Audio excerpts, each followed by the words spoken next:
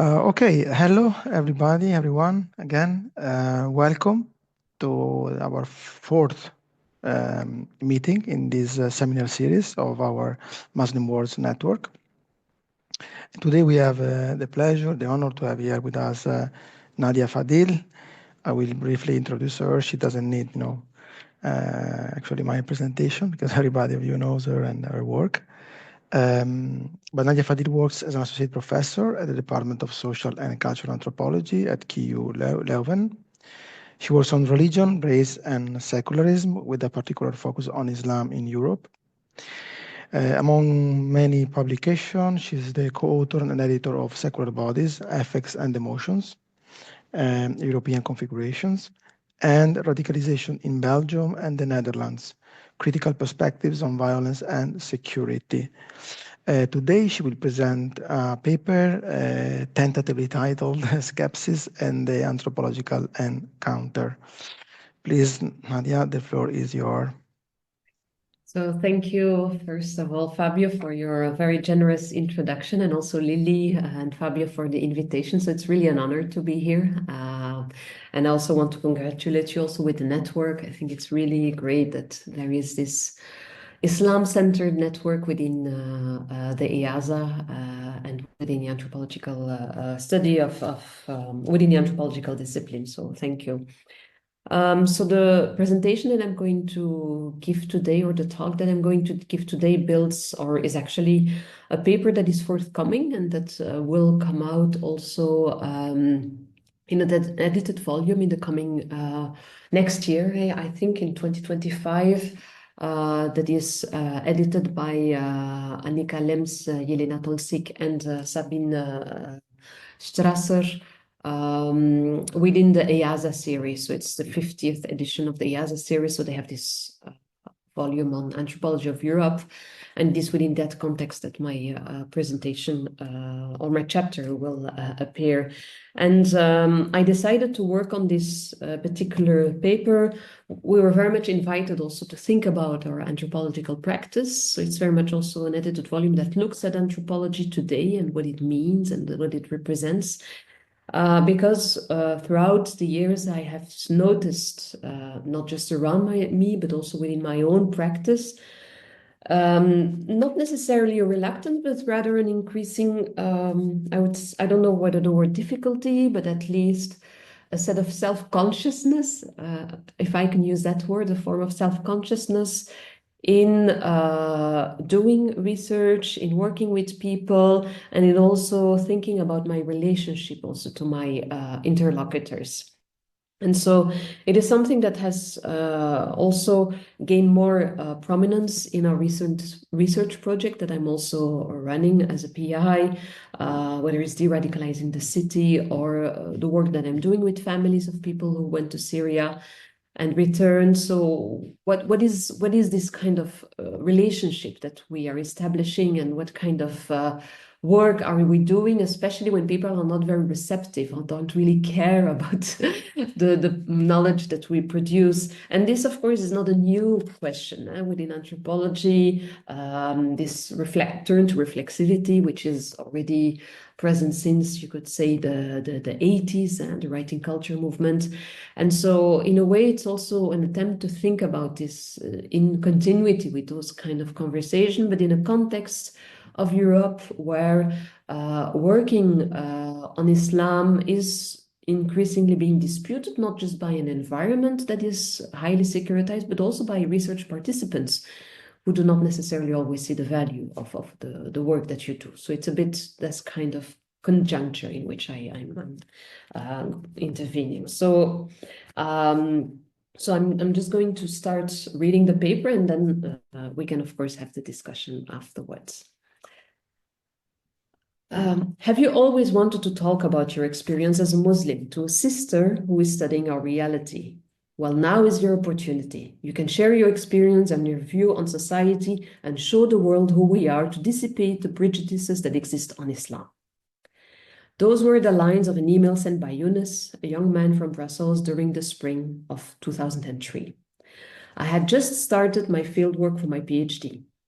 We met at a public event, and after learning more about my research on the religious experiences of second-generation Maghrebi Belgians, he suggested to reach out to his network to help me find people willing to work with me. It was his first encounter with someone doing a PhD study on this topic, and his excitement about the research showed a belief in the role scholarship can play, how it can help to change prejudices around Islam. The year 2003 was a turbulent one, both internationally and domestically. It was the year of the US-led invasion in Iraq following the declaration of a global war on terror after the 9/11 attacks. Heated debates were going on in France about the headscarf, and some of these debates had trickled down to Belgium, as numerous commentators and politicians felt the urge to express their hostility against this religious sign that was largely read through the prism of women's oppression. Islamophobia wasn't yet part of everyday speech at the time, but many clearly understood that the Muslim community was the target of various public discourse that linked Islam with terrorism and religious fundamentalism. For Yunus and the many men and women I encountered in the early stages of my PhD, research, participating in an academic study was seen as an opportunity for change. There was a strong belief and trust in the impact of scholarship and the impact it could have on public perception and in the integrity of researchers. Finding research participants was also a straightforward process at the time, because people were willing to talk with me and invite me into their networks, even though occasionally, of course, some were more reluctant to do it. At times, I was even spontaneously approached by people who found out about my work and wanted to have an exchange with this young Moroccan woman who was conducting a research on Islam in Belgium. One of them was Abdelaziz, a mosque leader, who had managed to find my phone number and called me to invite me over to his mosque and to have a chat.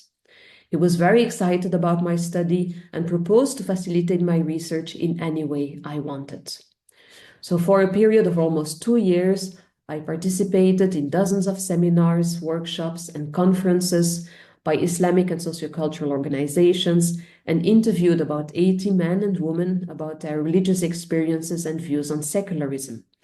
And in these different moments, I never felt I was intruding. Some even thanked me for our collaboration and found our conversation instructive. 20 years later, doing research on Islam in Belgium has become somehow disenchanted, to use Max Weber's well-known formulation. Finding research participants has become more challenging, cases of non-response more prevalent, and many even openly question the value of research and scholarship produced by academics. At least that's in my experience and also that of many of my colleagues. The earlier belief in the benevolence of social sciences seems to have been tainted, while suspicion and research fatigue have become a more common affect, accumulated with different kinds of stories of negative encounters. An attitude of skepsis seems to also have become much more prevalent in this initial encounter with academic researchers and scholars.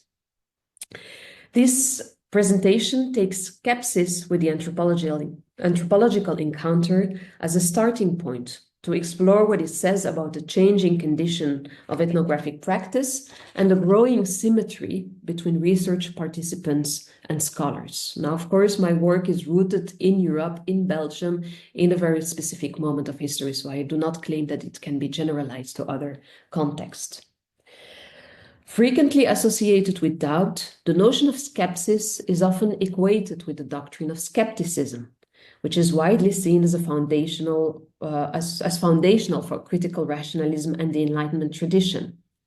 But in this context, I understand skepsis not so much as a doctrine, but rather as an ethos, an attitude in the ancient Greek sense of the word. The notion of skepsis is here conceived as an activity that consists of carefully observing, weighing, and examining a particular situation without laying any ultimate claims on the ontological value of things. It is a process of deliberation that refutes an a priori acceptance of doctrines, categorical imperatives, or postulates and is characterized by a careful suspension of judgment. The latter doesn't, however, prevent the possibility of holding a moral judgment, but rather is informed by a perpetual understanding that the deliberation over a particular situation or context is necessarily imperfect and limited. Veena has explored the notion of skepsis or skepticism in relation to the ordinary life of people subjected to extreme forms of violence in India. In her account, and building on the work of Stanley Cavell, she understands it as part of the ordinary world, as skepticism articulates a deep insight that the world is fundamentally unknowable. In Cavell's understanding of skepticism, it is not solely understood as an epistemological question, but also as an existential question. It is part of the realm of the social, this fundamental unknowability of the intersubjective encounter. So while Das ties it with experiences of extreme and everyday violence and the illegibility and unspeakability of violence and intersubjective relationships, she doesn't restrict it to that, but she takes it as a starting point to reflect on the fundamental unknowability of the everyday as it has been conceptualized through and through in anthropology by figures such as Evans Pritchard in his work on the Zande, for instance. Furthermore, this fundamental unknowability also echoes the views of my pious interlocutors, who are firmly rooted in the Islamic tradition, and their knowledge that ultimately God only truly understands the world and people's minds. So in a sense, I also see a parallel on how people who are firmly rooted within Islam relate to the world, that ultimately every discourse and speech ends therefore with the disclaimer that God is ultimately the one who knows best, Allahu A'lam. So this idea that ultimately we try to understand the world, but we don't really know, we cannot read into people's mind, we don't know whether what we see is ultimately how it is, Allahu A'lam. In what follows, I want to attend to how this attitude of skepsis informs the anthropological encounter in the field of Islam in Europe. While this skepticism is partially connected with experiences of extractivist encounters with researchers and journalists and the highly securitized context, I suggest that it cannot solely be reduced to it. Rather, I understand skepsis as an invitation to explore the awareness around the impossibilities of translation, as well as the risks that are entangled to it. I will illustrate this through two ethnographic vignettes that relate to my ethnographic encounters with influential francophone Muslim intellectuals who are deeply rooted in the Islamic tradition. Rather than solely signaling ethnographic refusal, I consider this skepsis as a productive site to think about anthropology and the possibilities of what Groeninck calls a multi-epistemic encounter. A few weeks after the Charlie Hebdo attacks in 2015, I was invited onto a radio show at a local Brussels station. Overall, I had been reluctant to accept media interventions after the attacks, but this case was different. Yassine was a young and promising media professional and influencer who was very successful in running online journalistic projects and posting short videos. His radio show had a good traction amongst youth, Brussels youth, and dealt with problems and questions that concerned a young generation of Muslims. In this particular episode, he wanted to address the problem of radicalization and talk about the Charlie Hebdo attacks. Besides me, he had also invited an influential Islamic scholar from Brussels, whom I will call Professor Amin. Alongside Yassine, three other young presenters from Brussels were participating in the conversation, and the themes ranged from the geopolitical context to the various reasons and motivations that led to youngsters' radicalization. Among the different reasons given, Professor Amin also highlighted and insisted on the illiteracy of the religious sources and scriptures, and the fact that youngsters were just buying into everything they heard about Islam. And so the reason they would follow Daesh is because they didn't properly know and understand Islam. After the show, we briefly continued the conversation, and I asked Professor Amin whether he was willing to meet to discuss the concept of radicalization. I was trying to unpack this notion and wanted to understand how this could be perceived from within the Islamic tradition. So I was trying to understand if there were equivalents to this notion within the Islamic tradition. He agreed to meet me on the condition that Yassin would also attend. He did, however, warn me that it was not in his habit to meet researchers or journalists, and that he had refused all requests on principle since 2001.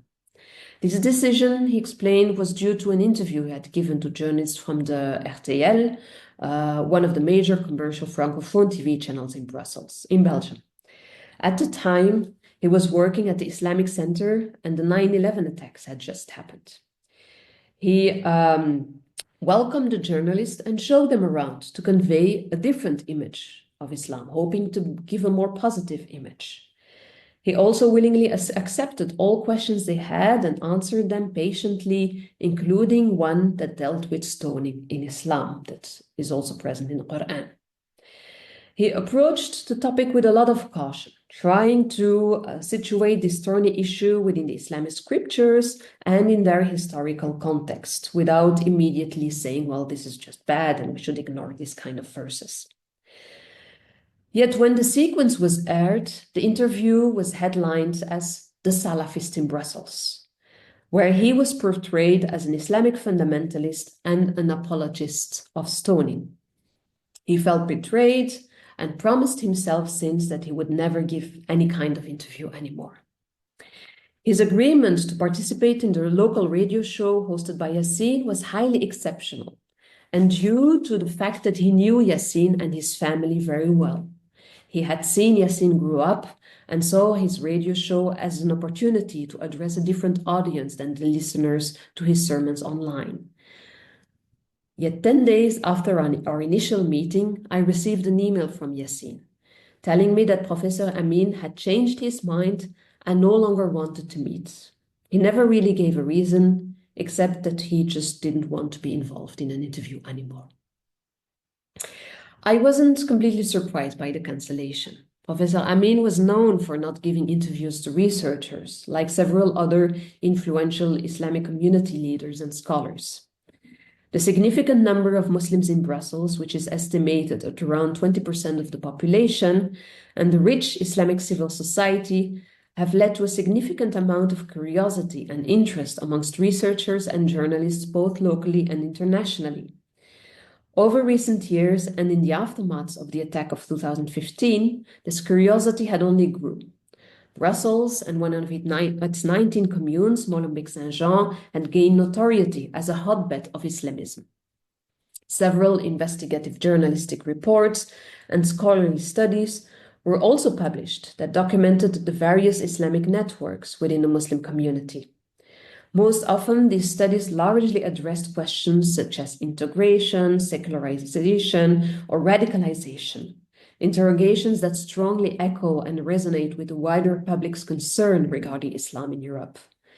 While some studies have tried to downplay and deconstruct ambient stereotypes by demonstrating continued processes of inclusion and religious individualization, others had been reaffirming these and identifying networks and possible theological orientations that actually feed into terrorism, such as the Muslim Brotherhood, and that are seen as an obstruction to a smooth integration process. An example is a more recent study by Florence Bergeau-Blaclair that basically looks into the network of the Muslim Brotherhood and sees them as you could say, a driver of radicalization and separatism.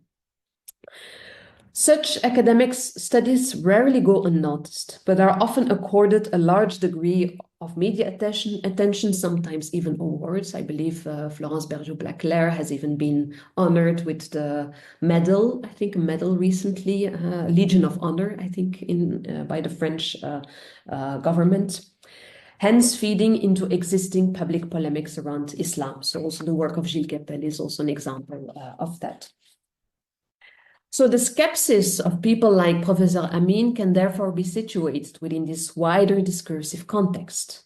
and his awareness of the persistent aura of suspicion that prevails towards people like him, who are often accused of upholding a discourse that feeds into segregation or even extremism.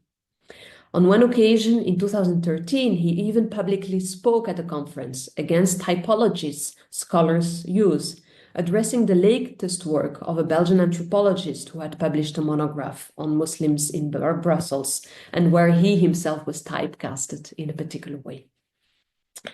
Yet Professor Amin's reluctance to talk with journalists and researchers and his carefulness not to be caught by public polemics didn't imply that he led a secluded life far from the public eye. Quite the contrary. As an influential public speaker or da'i, Professor Amin was very well known in Islamic francophone milieus. His conferences were very well attended, and he had tens of thousands of followers on his Facebook page and hours of sermons and speeches on his YouTube channel. His influence was such that a few days after passing in 2020, the streets around the mosques that organized his the funerary prayers had to be closed for traffic. 5,000 to 10,000 of people had shown up to take part in the prayer and to pay their respect to this person they considered of great importance in their ethical trajectory. His omnipresence in the Islamic counterpublic stood in sharp contrast with his relative anonymity in the broader public sphere due to his refusal to engage with journalists and researchers. Refusal has become an important side of anthropological reflection. Several scholars have attended to refusal, not only as a negative posture, but also as something generative. Audrey Simpson, for instance, has explored how ethnographic refusal works in her work with the Iroquois, which she understands as a way of affirming representational sovereignty. Carol McGran, on turn, has also examined how Tibetan refugees in the US refuse Chinese citizenship as a way to nurture hope. Professor Amin's refusal to engage with journalists and researchers alike, two groups that are treated as equivalent in his perspective, can in part, but not only, be situated against the background of the negative experiences he encountered. The anticipation of mistranslation in the work that they do, or we do, I would say, with potentially devastating effects, is also central, I would suggest. In our encounter, Professor Amin describes how the journalist had misunderstood and misrepresented his views on stoning and decided based on that to portray him as a Salafist. His fear of being misunderstood and mistranslated was widespread and resulted in a sentiment of hypervigilance toward journalists and researchers. I define this sentiment of hypervigilance in the line of Hendrik Wieck, who sees it as, quote, a constant awareness and preparedness towards the negative potentialities of social figures and forces, end of quote. Drawing on his research in Bissau and Belfast, he examines how such a posture of hypervigilance occurs in contexts that are defined and understood as fundamentally uncertain and refers to the persistent looming presence of violence and political and economical turmoil that informs people's life world in the different contexts of his fields of his research. In the European context of my interlocutors, Muslim interlocutors, their experience was not so much of material precarity, even though the Muslim community in Belgium belongs largely to the lower socioeconomical strata, because most of my research participants belonged to were socially upwardly mobile. But the experience of precarity rather pertained to the always lurking possibility of misunderstanding and the ensuing polemics or sanctions of being seen as understood and categorized as Salafi or Muslim brother. These qualifications, often used to designate Muslims as extremists or Islamists, weigh as important stigmas that may result in ostracization or marginalization from the wider secular public sphere or in the worst case, even lead to administrative measures, such as the restriction to travel or even expulsion. And so in Brussels, we've had a recent case, iconic case of Sheikh Tahar Toujgani, who was very influential Islamic scholar who was expelled from Belgium and refused entry into the country after having lived here for 30 years, 3 decades. While in the case of Professor Amin, his fear of mistranslation resulted in a form of ethnographic refusal, in other cases, it stimulated a more active and critical engagement with the academic scholarship on Islam. I now turn to the example of Karim to illustrate this point further. As we drink our tea in a quiet Brussels cafe, Karim remembers the moment he launched his website, now almost 10 years ago.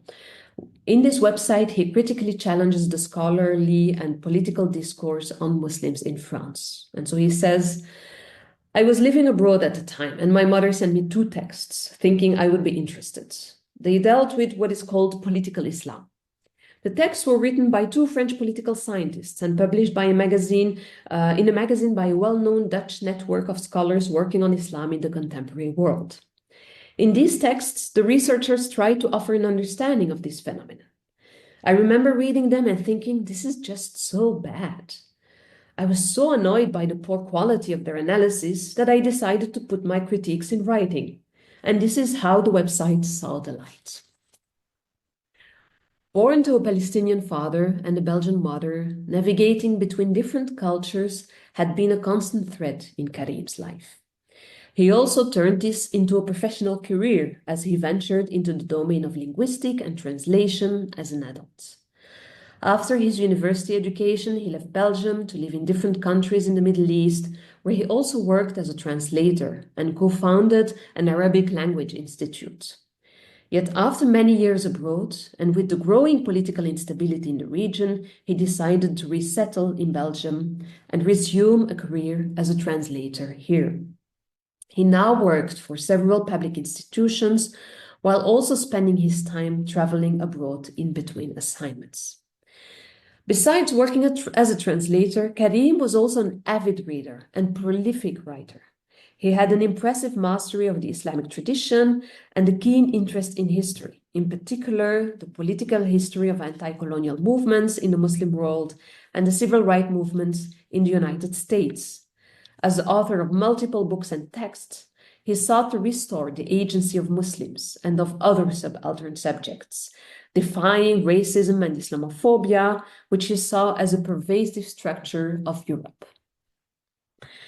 Reading what social scientists had to say about the condition of Muslims in Europe was therefore obvious to Karim, and he very closely followed the academic work produced on this question in France. When Karim launched his website, the debates on laïcité or secularism in France were in full force, and scholars were increasingly invested in researching and writing about political Islam. A lot of it was in his own understanding of very poor quality and biased. Categories like Salafism were used very broadly and almost like a scarecrow without careful understanding of their historical significance or inner complexity. While some of the works demonstrated sheer ignorance, others were much more pernicious and he believed had a clear agenda. Karim also lamented that the knowledge of the primary sources and the Arabic language was often below standard or even absent, and he also made jokes about it. They don't even read Arabic and they comment Arabic sources. Throughout his website and work, he wanted, therefore, to expose those he considered to be intellectual imposters and who too often had a free pass in the university world. That's how he launched his website, Islamologue de France, French Islamologist, with a critical review of the 2 above-mentioned texts, and he gradually extended his critique to other academic texts. After the publication of his reviews, the 2 authors reached out to him, one of them asking him to take the review on their text down because they feared it could manage their career. So he says about that, When the research found out about my text, they were completely shocked. They had never been called out by their interlocutors before. They were used to writing about us, but never experienced being writing about. One of them literally told me that. He felt bad about what I had written about him. So I told him, well, now you know what Muslims experience and feel on a daily basis. End of quote. Karim eventually agreed to take his text down because he didn't want to cause any harm or prejudice to either of them. This incident, however, and interestingly, allowed for a dialogue to install between him and one of these two researchers, and that continues up until today. Karim saw how the work of the French scholar improved, and he also owes this to himself, so he became a better scholar. Improved with time to become more rigorous and nuanced. For Karim, creating this website and critically examining the scholarship produced on Muslims in Europe was a way to reverse the gaze and make scholars aware that they could no longer write with impunity about Muslims in Europe. By openly challenging their representational authority and showing that their texts weren't really passing the test of serious inquiry, Karim equally wanted to challenge the monopoly of academic scholarship within Western universities that they had on knowledge production on Islam. Interestingly, however, Karim's critique of academic scholarship did not so much translate into a refusal to engage with academics like Professor Amin, but it resulted into a more intensive engagement with the scholarship that was produced at European-based universities. Throughout our conversation, he would often casually mention the encounters he had had with academics at French universities or the latest books that were being published. He considered those relationships productive and instructive, but he also remained on his guard for politically informed and motivated research that, in his understanding, also permeated in the academic knowledge production on Islam. And that's how you had really this kind of economy of the good scholar and the bad scholar that he could also make an overview of. Throughout his large network, he also often heard stories about problematic encounters between academics and Muslims, and which rarely reflected to the surface. His denunciation of these malpractices, unethical ethnographic practices, you could say, could therefore be read as an effort to hold academics more accountable and to create more transparency. But it also entails an attempt at counter-translation. It consists here, this exercise in counter-translation of, on the one hand, challenging established scholarly categories that are used to mark Islamic religious orientation, so for instance, the critique of Salafism, and on the other hand, of changing or unsettling the readership and audience that is generally assumed through this scholarship, meaning the non-Muslim scholars. The assumed object, Muslims, become subject of debate and active interlocutors. In their collection of essays, when they read what we write, Caroline Brettel notes how the conditions of anthropological writing and research have drastically changed since the start of the discipline. As has been observed by many anthropologists for some time now, the older idea that interlocutors live in a far and removed context and that they don't necessarily read or engage with what anthropologists write, no longer holds.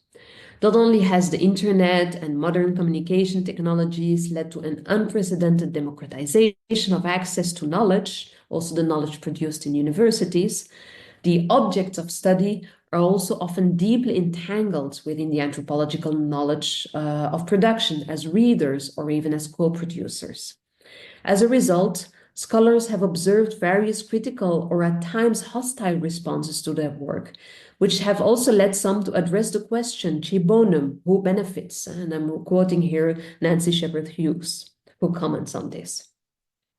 In trying to mitigate and address these, some have sought to re-enchant the anthropological encounter or the ethnographic encounter as a site of collaboration. For instance, Eric Luke Lassiter has developed a practice on that, or Tim Ingold as a practice of education. So the ethnographic encounter needs to be understood as a site of collaboration or a practice of education. But what happens when this collaboration is refused, or when people simply don't trust that you will get it? In this presentation, I have therefore sought to reflect on some of these impasses by attending to two moments of encounter. What the different vignettes that I've sketched show is the skepsis vis-à-vis the anthropologist and other social scientists, as well as the very distinct strategies that are adopted in this regard.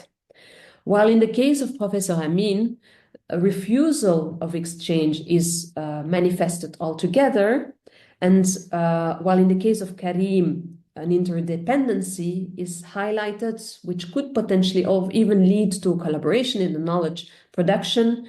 Both also challenge the epistemological work of the anthropologist and the social scientists, and also express a skepsis towards the categories that are used to describe them and their realities. And so this is also the question of this fundamental untranslatability. And that in the best case, you could say the work we do is an approximation, but is not maybe a truthful, it's an approximation in the best case. So theirs is not only a concern with research ethics and method, but also with epistemology and ontology, with the kind of worlds that anthropologists and social scientists in general can imagine and make legible.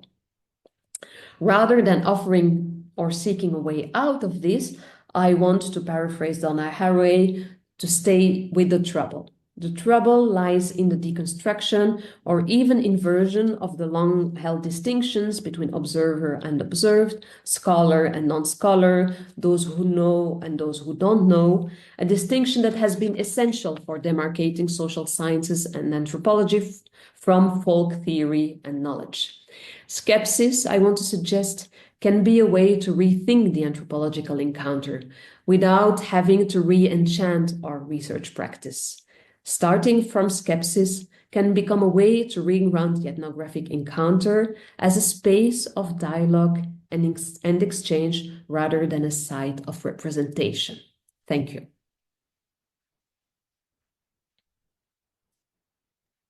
Thank you. I'm looking for the... Okay, anyway, the good reaction was like, I can't find it, so I will do it with my own hands. Thank you. Thank you. Yeah, they changed the interface of Zoom. So. Okay. Thank you, Nadia, for this insightful presentation. It touches many points. We also try to rise with our network, especially when it comes to these epistemological problems, when it comes to try to represent other words, as we call them, in the name of our network. And so there are many points of interest, and now I just want to open the floor for questions, actually. And I don't know, you can raise your hands using, if you're better than me, using the Zoom reactions, or you can just speak, actually.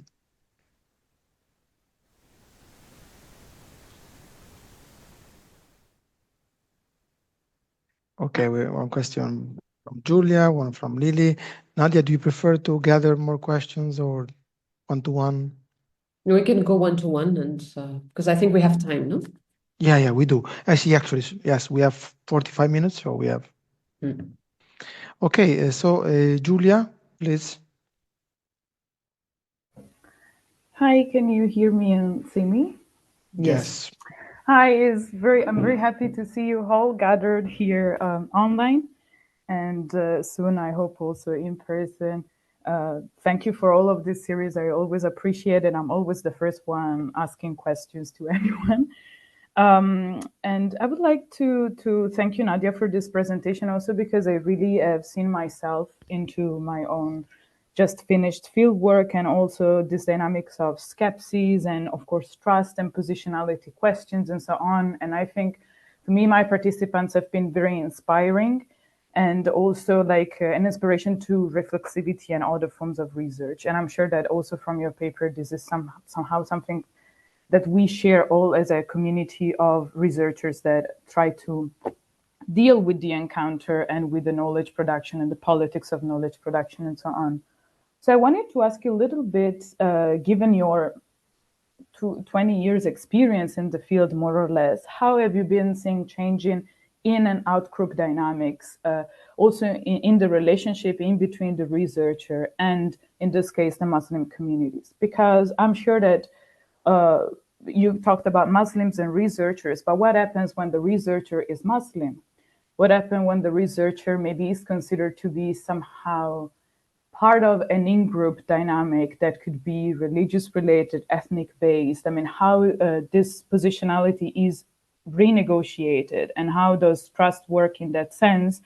And I mean, how do you also see this evolving or changing, basically, along those lines, also of translation, like when the encounter actually can happen in Arabic or in the same dialect, when jokes are permitted, then when different code switching is permitted, how those, according to you, has been changing, or also how your participants respond to this capacity of having an interlocutor, which is a researcher, which is actually someone that they trust, understands, because he's part of a community somehow, even an imagined one. Thank you. Yeah. Thank you, Julia, for your question, and I think it's a broad question. It's a very complex question, because you asked the question of temporality, right? How these things have changed over time, but you also asked the question of positionality. How is it different when you're an insider or when you're an outsider, and what is your experience in that? So I'm going to take it through those two angles. Maybe I can start with the second one. So what is interesting is that in my research, I'm always defined as a semi-insider, because I say semi-insider because I am identified as Muslim, as a sister, and that was also, of course, the way I start. Also, the first example I start with is this call to join my research, and there is a sister doing research on this topic, and let's help her. And this is, you could say, a recurrent theme, that I'm a sister, and that I relate also to my research interlocutors as a sister. And in a way, for myself, it has always been a very, on the one hand, you could say it's a way of positioning you in a specific way, because it creates also a relationship of kinship, and also of reciprocity, or of expectations also, in a sense. I have always found it in the beginning quite limiting, because I'm like, oh, how can I do my research if I'm seen as a sister, right? And will I not betray the trust that is given to me? So there is that kind of part of seeing it as a limitation, and seeing it as a responsibility, right? As I have a responsibility of doing a good job and trying to be up to the trust that is given me, because it's not just an outsider, you're also an insider. And I think that element can work in a very paralyzing way to a certain extent, and can also limit yourself to a certain extent.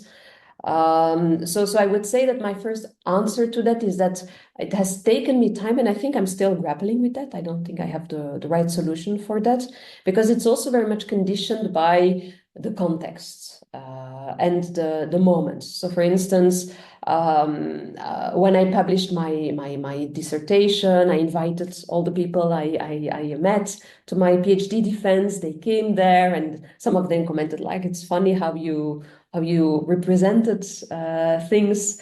And so it was quite straightforward, you could say, to a certain extent, that I didn't feel the same kind of dilemma. But then there are moments where you feel that dilemma comes up more.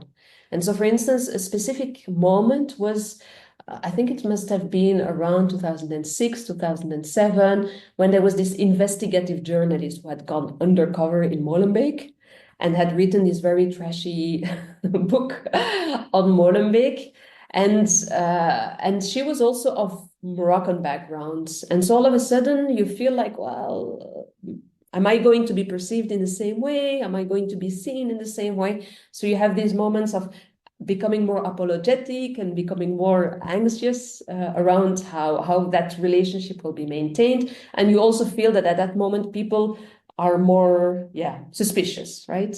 Another important moment is the departure of youngsters to Syria and the attacks that happened and the implication of Brussels youth in the different events of that.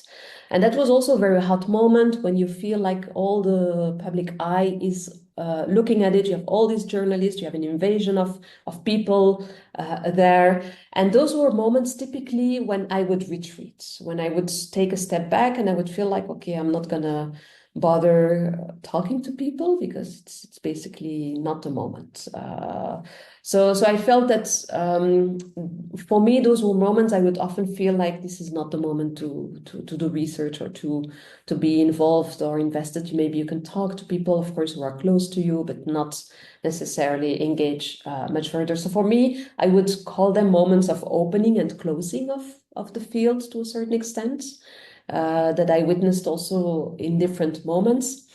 But then there is the longer durée that people know you, that people really become friends, that you're also a sister. And I just consider them also as sisters and brothers. And we relate to each other because we've known each other for 20 years.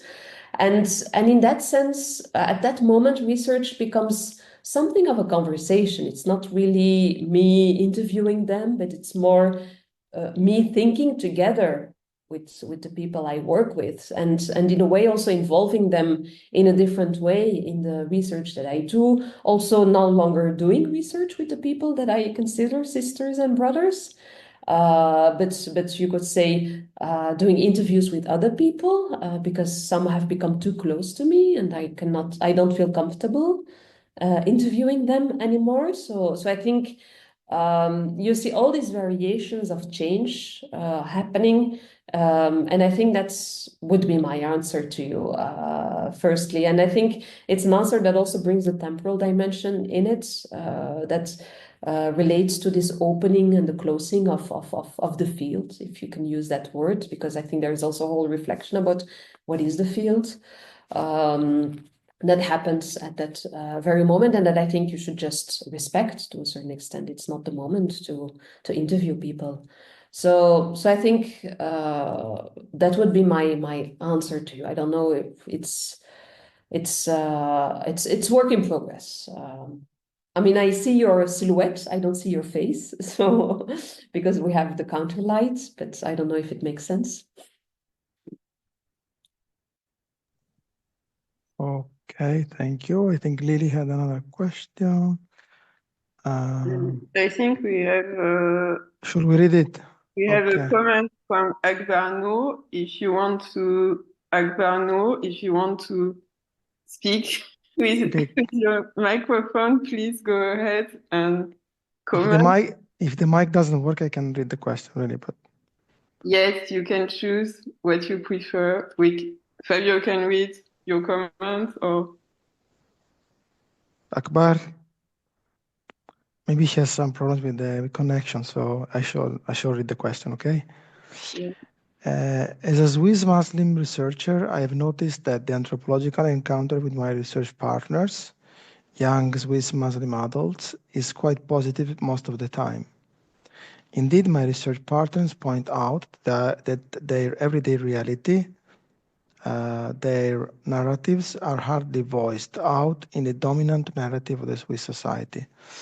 As an insider, I've noticed that the social world of Swiss Muslims is hardly depicted in the media and in academic circles in Switzerland. There is a paucity of research on Swiss Muslim models in anthropology and sociology. I've encountered a refusal with the ISARS, Swiss Muslim literalists. They've been reluctant when I asked to discuss with them because they did not see the interest of my research. Okay, it's more a consideration than a question. I don't know if Nadia wants to say something about that. Well, I think it's interesting. Of course, that's why it's very contextual. I would not say that what's my experience or the experience of other colleagues is transposable to other sites. Of course, Brussels has this particularity that it's a site of over-research. If I'm going to use Tannock and Sukkari's formulation, in the sense that in the different sense of the words, researchers, many researchers, but also many journalists, many spies also, because that's the other relationship, that sometimes an insider is also seen as a spy, because insiders are also working as spies. So that's also the theme that I'm confronted with. I'm a sister or I'm a spy. So those are, you could say, the two kind of versions or the two tropes that I'm encountering in the way people relate to me. But so I think there is a Brussels specificity. And then what I've noticed also throughout my experiences with Brussels as a site is that many people that I used to approach as interlocutors in the early periods have meanwhile graduated, also themselves become or went back to study and have become also sociologists, anthropologists. Some also have gotten PhDs. And so their relationship to you is also one of no longer of you are going to explain to me what you're doing, but rather I perfectly understand what you're doing. So it's not necessarily literalist or Salafist or people who are, it's at the contrary, people who are also very, not that they're mutually exclusive, but it's not necessarily people I would identify or qualify as literalist. People who are rooted in the tradition, but who might be distinguishing themselves from the literalists, who see themselves as quite different from those, and who themselves have also ambitions in terms of knowledge production and don't want to be objectified by the researchers, right? And feel like I don't want to be objectified through the anthropological gaze that you put into me. So there is also that other element that I think is at play that might relate to the kind of exhaustion or fatigue. It comes up. I was also at a panel last year where a book was presented, and one of the authors in the book who wrote a chapter mentioned actually how happy she was that she could actually write a contribution, because generally she's often solicited to do an interview. She's rarely invited also to write herself. So there is also a changing dynamics. So the people I'm talking about in this specific instance are people who are also socially upwardly mobile, who are engaging with the university world, who understand how the university works, understand research, and in that sense, and that's what I mean by demystification or disenchantment, to use the word of Max Weber. The university has lost some kind of mystical aura, right? And the idea of knowledge production is completely denaturalized in the sense that people understand how researchers work, and they're like, well, I know your business, and are you going to really get it? And this in connection with the understanding that the experience of the world, and that's a more mystical component that I think is interesting, that the experience of the world and the relationship to the world is fundamentally untranslatable. And that's the more mystical part of it. That as Muslims, we also believe that ultimately, the knowledge that we produce is an attempt. It is an attempt to come close to the truth, but ultimately the truth belongs to Allah subhanahu wa ta'ala. So there are these two layers, I would say, of on the one hand demystifying the practice of the research, the craft of researcher, and on the other hand an ontological position that says, well, ultimately every evocation or attempt to represent is an attempt, nothing more than that. So I agree to work with you, and you will try to make you the best out of it, but if you're going to get it, I don't know. Okay, thank you, Nadia. There are another two questions, one by Lisa. And Lisa Maria Frank. one by Lily. In the chat, but I don't know who was first, so we Okay. May I, because I have to go after. Yeah, Sumaya, please go ahead. Sorry, I didn't notice. I was thank you, Nadia. It was very inspiring and interesting. For my research in France and Germany, where I made an ethnographic research in Islamic religious discussions of female groups in Turkish diaspora. That wasn't really the case, but what I see especially in context of France is there is this double appartenance of Muslims who are born and raised here, who are at the same time have secular traditions inside and also Islamic traditions, but both they are not very well. They are still in the process of understanding of the two of them.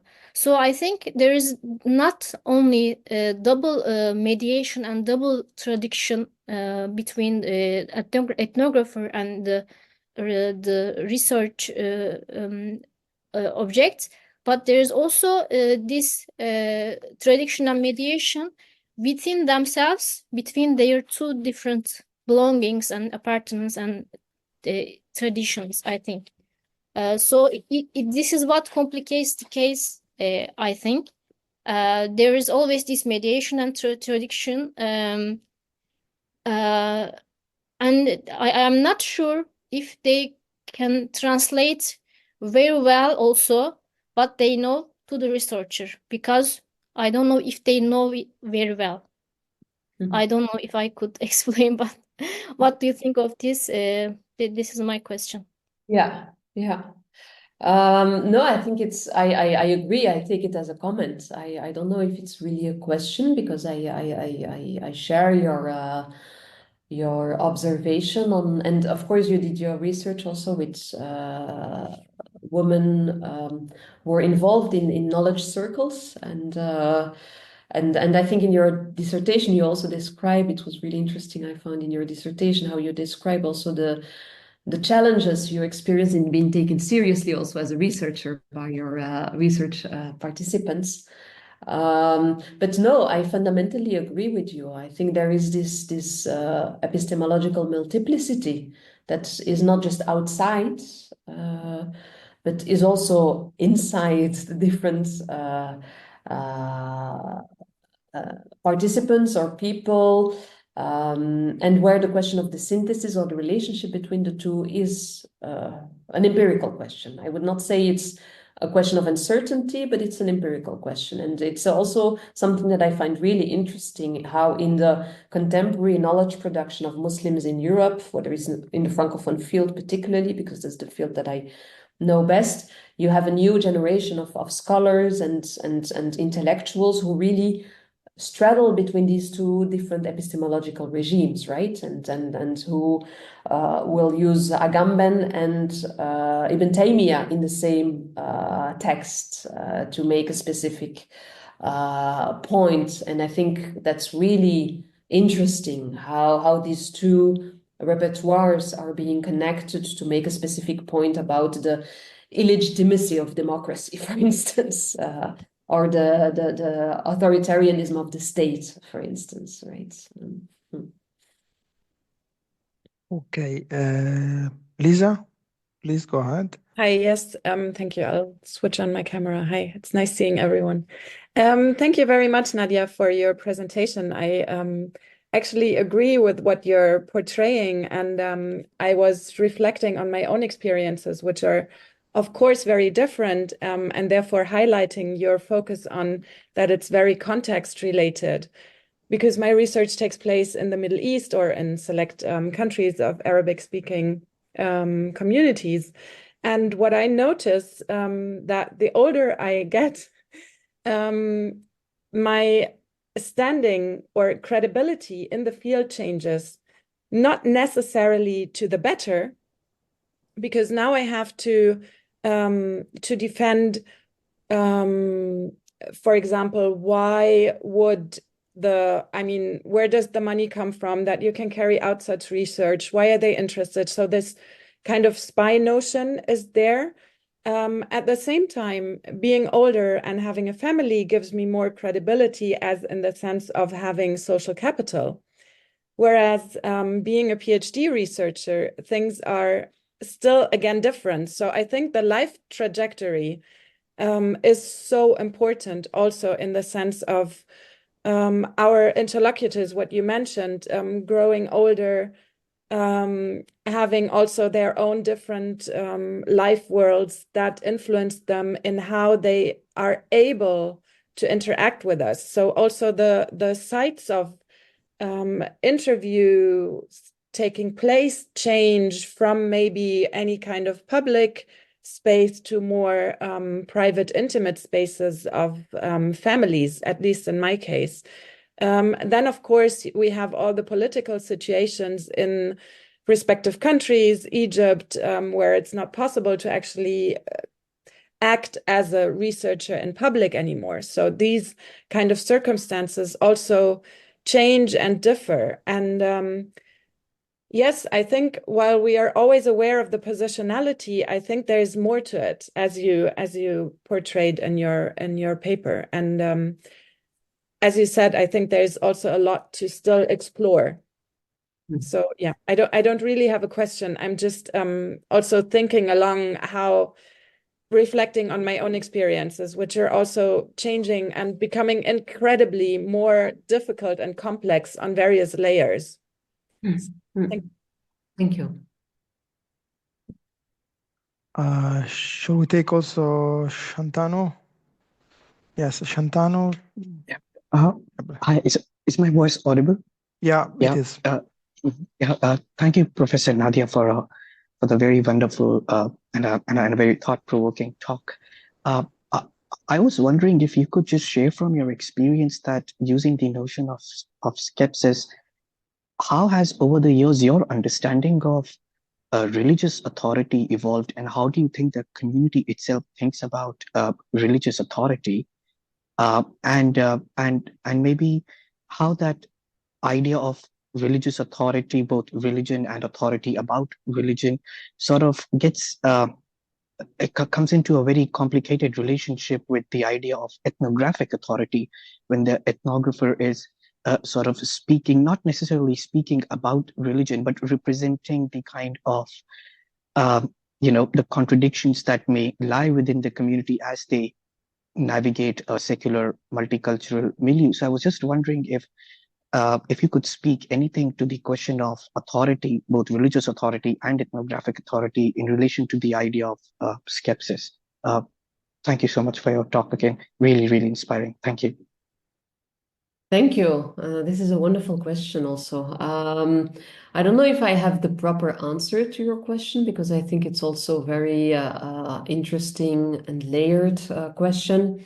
Because as you pointed also to a certain extent, there is also, underlying it is also the question of representational authority, right? And how you have the possibility also of saying something right. But the truth value, I think there a first answer is, and I think there anthropology is an interesting discipline, because we are what Ruth Behar calls vulnerable observers. It is a vulnerable discipline that does not lay any claims to truth value, right? So in that sense, anthropology is a different discipline than other social sciences like sociology or political sciences. And even in sociology, you have differences, of course.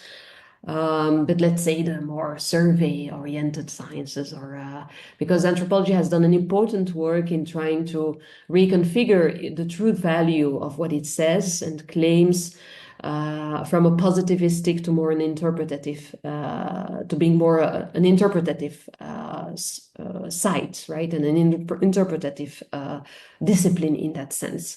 So I think few scholars or few anthropologists would still claim today that what they write is the truth about these and these and these people, right? It's rather an encounter, it's an interpretation, it's a perspective, it's a particular view that is empirically grounded, but that is not. And it's not the same for other studies. So within sociology or political scientists, you still have a very strong positivistic idea on the world that this is the truth and this is the reality and I think this view really clashes with, I would say, an Islamic hermeneutical perspective and view, where the idea of vulnerability is also central, even though, of course, it's also challenged and disputed internally, and the question of al-haq and the truth is also addressed and raised. So there is a positivistization of Islamic knowledge to a certain extent, but still I think there is a larger common ground to say that even though of course a sheikh has weight and authority, and we need to there is, even in the different fatwas that are being pronounced, there is always the idea that, yeah, Allahu A'lam, this is what I propose at this point, and this is the interpretation. So there is the idea that ultimately God knows best, right? And we don't know. And I think that's where I would claim that there is a potential of encounter and a potential of connection between anthropology and the Islamic epistemologists, right? That we are trying to learn together, right? What Tim Ingold calls this learning process, and we're trying to understand together. And to a certain extent, one of the works that I've been, and maybe I should do more, but maybe I'm not doing it enough, but still I try to do, is to and make this idea that I am an authority, right? And that I am someone who knows, and that I am rather someone who tries to understand and who tries to, and I know that some people I know also from within the community, they critique me and blame me on that. They're like, you're a professor, you should give conferences, you should tell us how things are.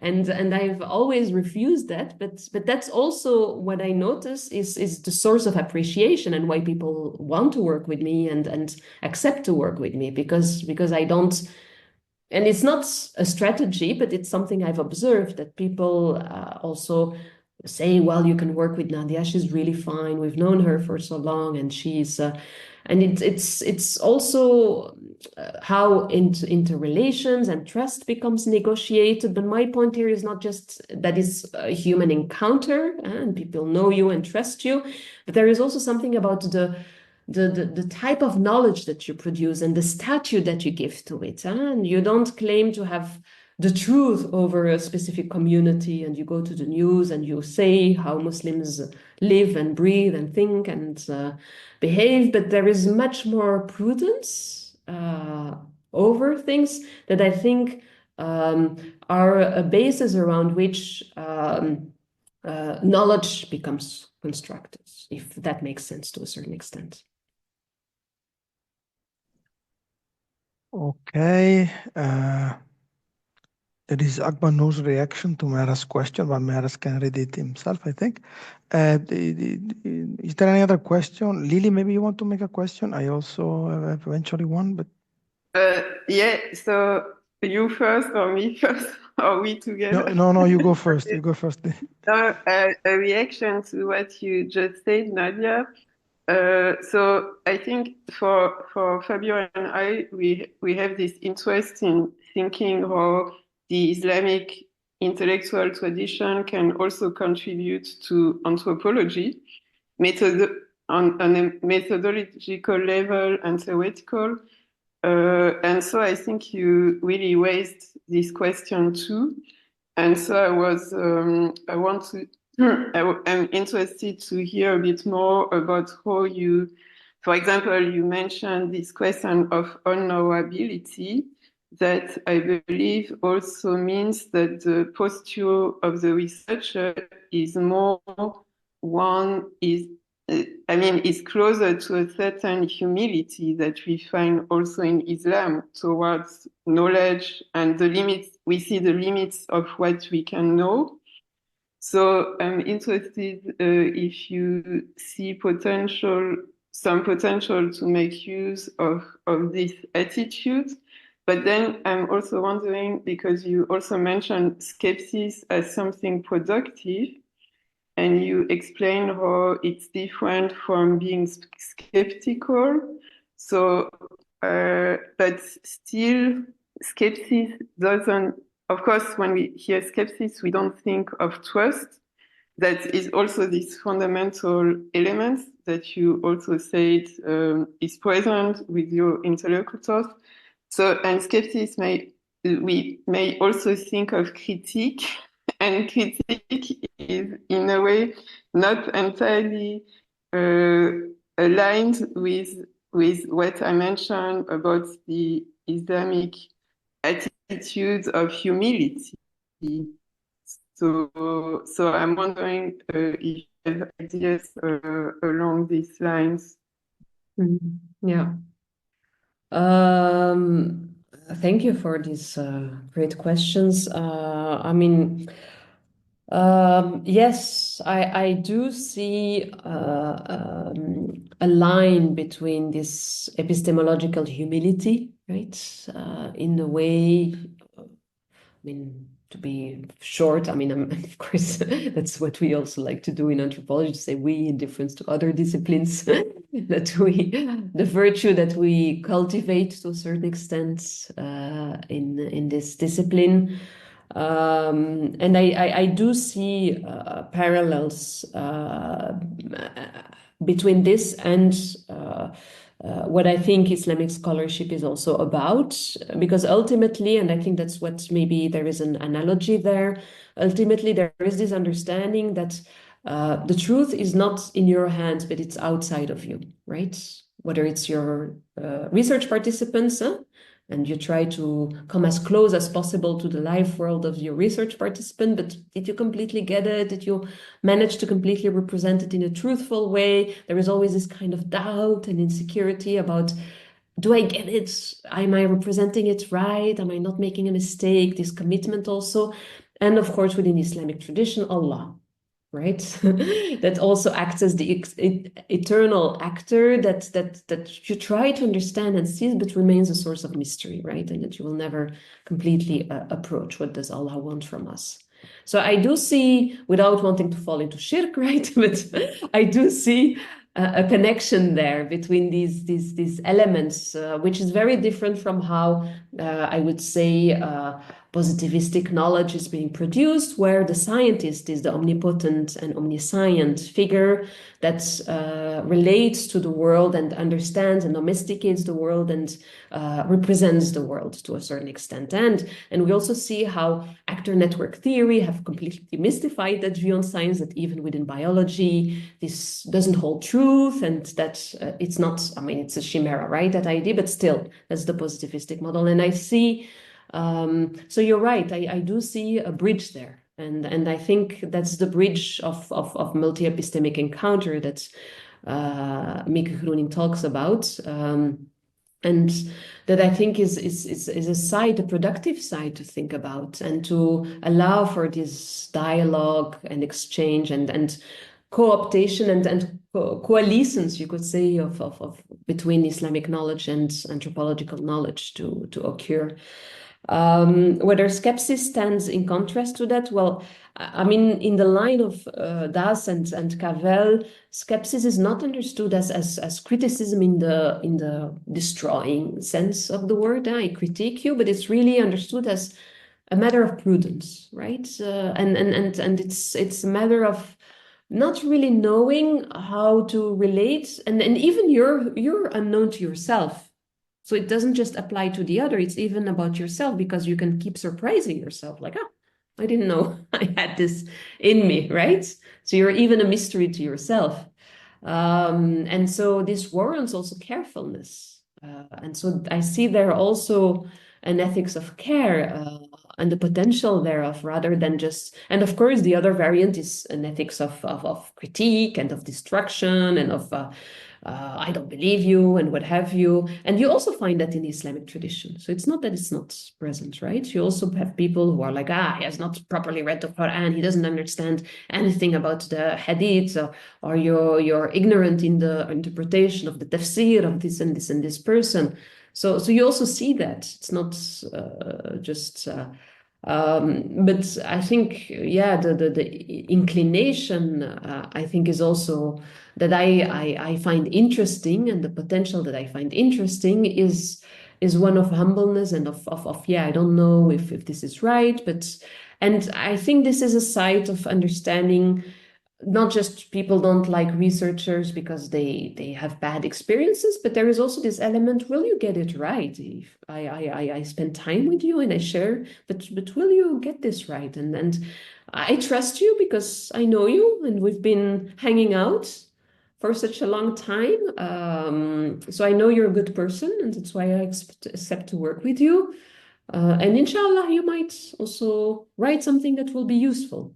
But if that's the case, I don't know, right? So I think that's where I mean that it's not necessarily because people really believe that the work you do has value, right?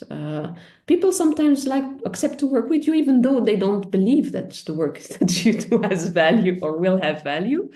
But they accept it nevertheless. And I think that's also, again, needs to put because I think it's also for me a solution, maybe a solution. It's an answer to the problem. Well, you can only work with people if they really want to work with you, right? You can only have a collaboration if people really accept and understand what you're going to do. So this informed consent, right?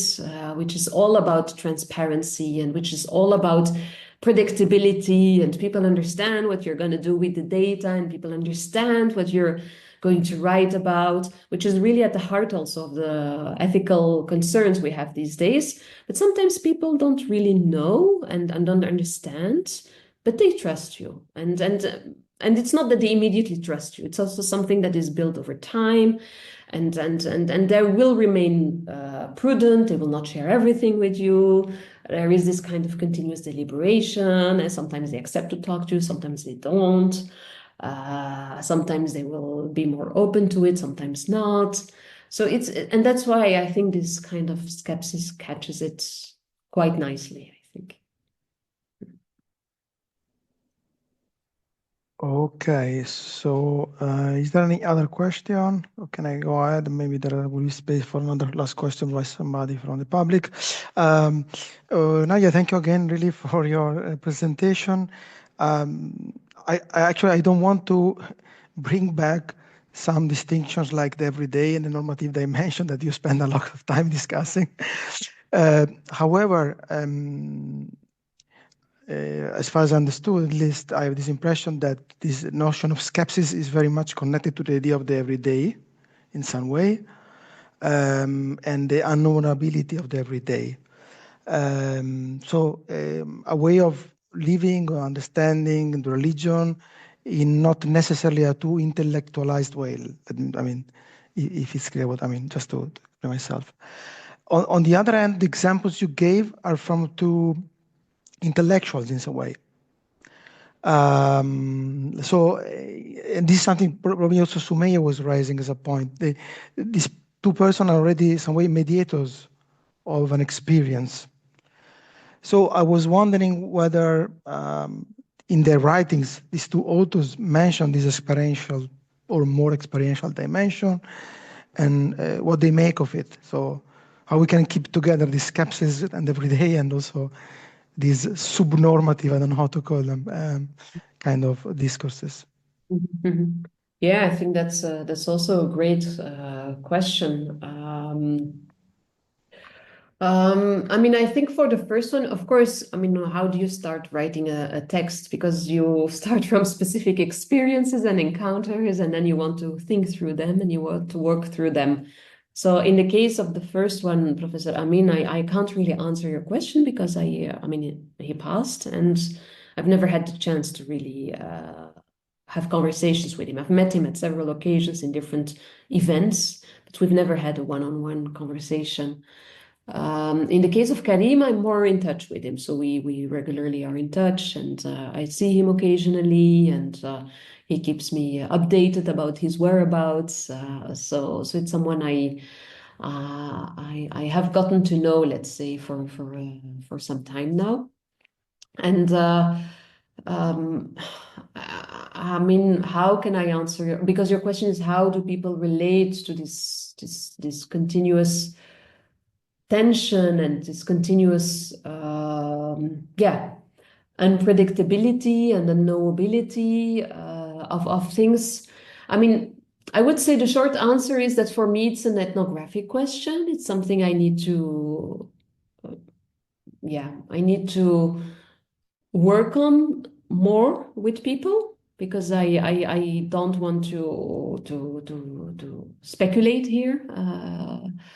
on the basis of conversations I've had. So I think this is really an important question. I think what is interesting for me, and in doing this research, and also this is also research that I want to continue to do, is to understand how does the Islamic reference work as a mediator in that respect, right? This idea that, and this is something I see also with people, and I observe also in the everyday, that the idea that ultimately you're on your own, right? We are born alone, we die alone, that ultimately life is a solitary kind of practice, right? And that you can really only rely on God, even not on your parents, on your family. And this is something that you often hear when people are experiencing hurdles and challenges, betrayals, for instance, right? And this idea, and the second point I would add to it, is this idea of divine justice, right? That ultimately, even if this person betrayed you or did something wrong to you, that you accept nevertheless to continue to meet and open yourself up to people, because ultimately Allah is the judge and is the one who will make the final kind of assessment, if you want, even if you don't. So I would say those two elements, this existential solitude and this idea that you never really know people and what's going on in people's hearts, right? Not mind, but heart, is one part of it. And the other one is the idea of divine justice and retribution is something that I also encounter. But again, I think it's something I really need to pay more, to pay more attention, or to maybe look at more carefully, or it's something that because it's something I'm really interested in. It's something I really find important and interesting to think this double movement and how it is being articulated amongst people who are rooted in the Islamic tradition and how they relate to it. So it's not in my, and you see that amongst activists, people, and this fear, this hypervigilance, for instance, is something that comes up quite often, right? This idea, especially amongst people who are active in the civil society, who have a semi, and those are the people I work with. So that's why maybe they're more of intellectuals. I don't work really with, I would say, people who are less present in the public sphere. So my interlocutors and primary interlocutors are people who often also take up public roles, and they are very vulnerable to those kinds of accusations, right? His Muslim brother, his this, his that. And so at the same time, you need to have a position of openness, right? You want to be open to the world, you want to be open to encounters, but at the same time, you need to be very careful because you cannot ally yourself with anyone. You could be accused of being a Muslim brother. Most of them have often also had these kind of experiences. So it's really this kind of double position that I think is really interesting and important for me to try to understand how it works, and at least from the observations and relationships I've had so far, that would be my answer for now. Okay, thank you, Nadia, for your answer. And is there any other question? Last one, maybe.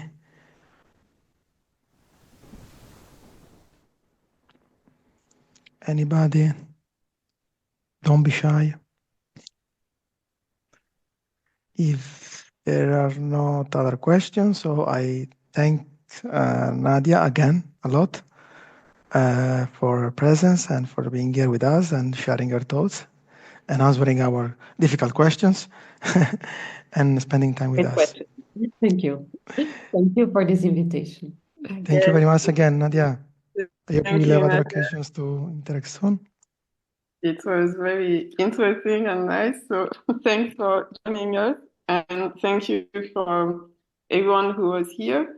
And we'll announce the continuation of the series soon, and also a meeting of the network. So we'll send some updates. It is really the case of saying inshallah, because we are postponing this network meeting. But we'll have other opportunities to meet, inshallah. Well, it was very nice to welcome Nadia to our seminar series and to see so many colleagues and new colleagues joining. So thanks, everyone. Thank you so much, and it was very also inspiring for me, and also helps me to progress. So thank you so much also for your comments. And for your book. So we are Yeah. really interested to hear more in the coming months about this book. So thank you. So we are already booking you for another presentation when the book will be out. Nadia. Yes, exactly. That's what we hope. Okay. Bye bye. Nice evening. Bye Yeah, bye. bye. Thank you.